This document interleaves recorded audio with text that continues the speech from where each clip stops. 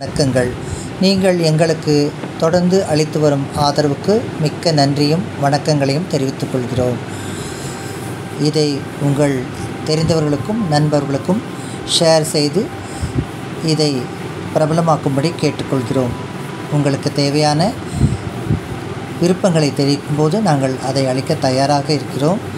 நாம் இன்று பார்க்கக்கூடிய தலைப்பு, பொய் சொல்வது சில இடங்களில் உயிரை காப்பாற்றக்கூடியதாக இருக்கிறது, அதனால் அது நியாயமானதே என்ற தலைப்பில் பார்ப்போம். வாழ்க வளமுடன்.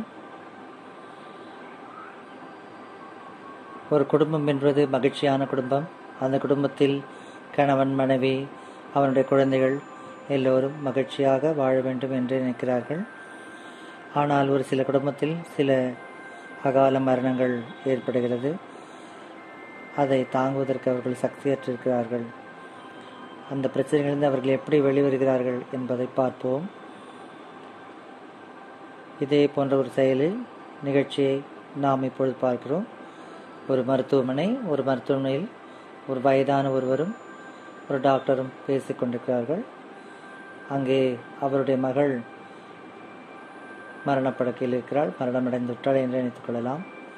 டாக்டர் கேட்கிறார், என்ன 6 மாசம் முன்னாலே செக் பண்ண, டாக்டர் ஒண்ணுமில்லைன்னு சொல்லிட்டாரா? என்ன டாக்டர்? ஆமா டாக்டர். என்ன அவர் என்ன ஆரம்பியா? இல்ல டாக்டர். சித்த வைத்தியமா? இல்ல சார். பிளட் டெஸ்ட் ரிப்போர்ட் இருக்கா? அப்போ எடுத்ததெல்லாம் இருக்கு டாக்டர், கொடுங்க. ஜம்புநாதன் நடுங்குகின்ற கைகளோடு அந்த ஃபைலை நீட்டினார். ஃபைல் பூராவும் இரத்த பரிசோதனை அறிக்கைகளும் எக்ஸ்ரேவும் ஸ்கேனுமாக இருந்தது.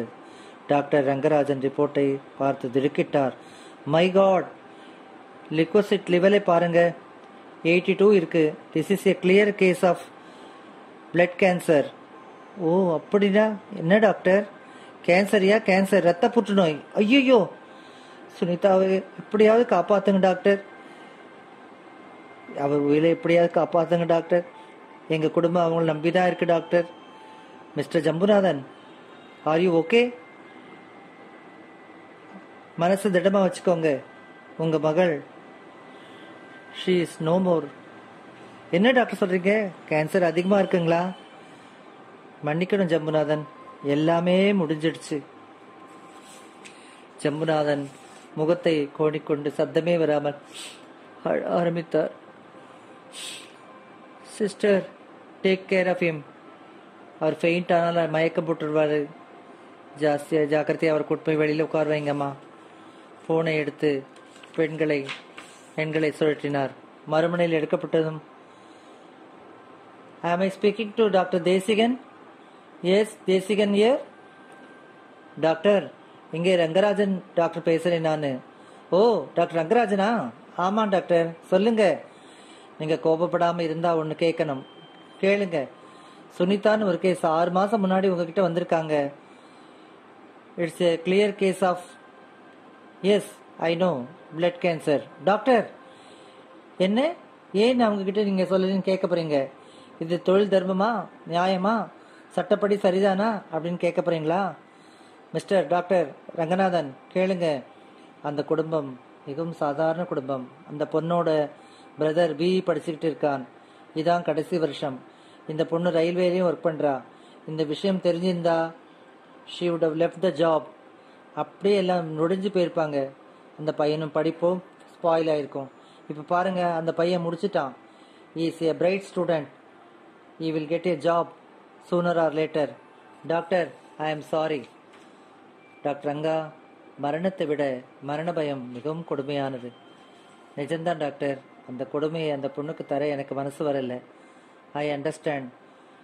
அது மட்டுமில்லை, death is not painful to the victim, it is a painful to the beloved. மரணம் அந்த சுனிதாவுக்கு ஒரு பெயின் அல்ல, ஆனால் அது ஒரு பெரிய குடும்பத்திற்கு, பெரிய பாசமுள்ள குடும்பத்திற்கு அது மிகவும் துக்ககரமான செயல்.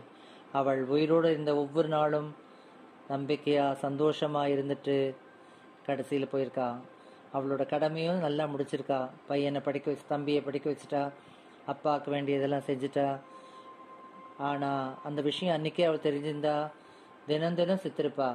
அவ மட்டுமில்ல, அவ மேல பிரியம் வச்ச எல்லாரும் மரணிக்கினாலும் மனசால செத்து போயிருப்பாங்க. அப்போ எத்தனை மரணத்துக்கு நான் பொறுப்பாகி இருப்பேன். True doctor. இப்போ ஒரே ஒரு மரணம் தானே?